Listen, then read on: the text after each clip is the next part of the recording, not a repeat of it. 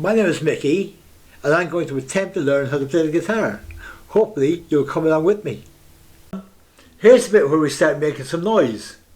We're going to start with just 3 chords. What is a chord, I hear you ask? Well, according to the Fender website, a chord is a combination of 3 or more different notes sounded together.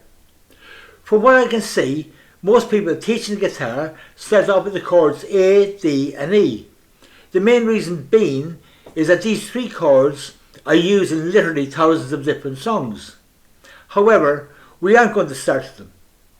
The problem I see with starting with these 3 chords is that the position you have to put your hands, fingers into to play each of these chords are totally different.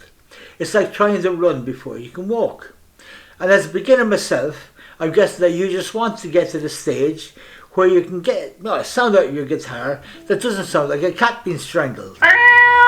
Where were we? Yes. Instead of starting with the traditional A, D and E, we're going to start with the chords A minor, C and E. The reason behind that is that A minor to C is achieved by just moving one finger. And both A minor and E are the same finger positions and can be achieved by moving your 3 fingers up one string. But first of all, we need to tune our guitars. Some guitars have a built-in tuney thingy-bob, but for those of us who don't have one, you can download the free app on your phone and that'll do the trick. When you have your guitar in tune, it should sound something like this.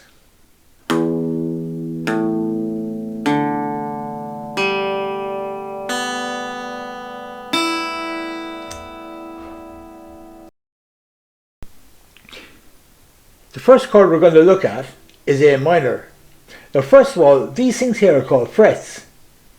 Now first of all, how we achieve A minor is by getting our index finger, 2nd string up behind the 1st fret, and just push on the string. Our middle finger, 4th string up behind the 2nd fret.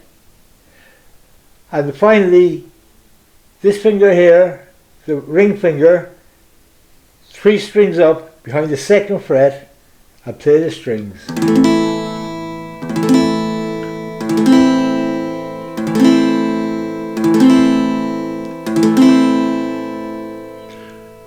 From here, we can achieve the C chord by lifting our ring finger and putting on the 5th string up behind the 3rd fret.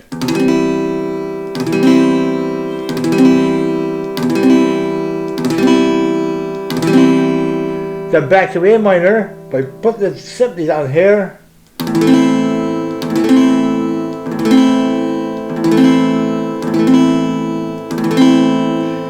And to achieve the E chord, just move all your fingers up one string.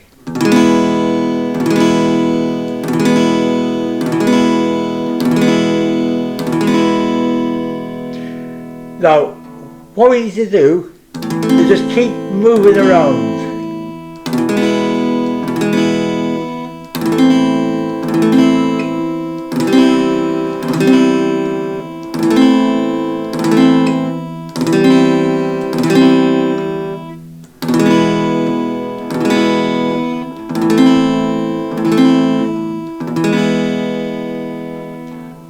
Just move your fingers around randomly until you get a nice feel for the different chords.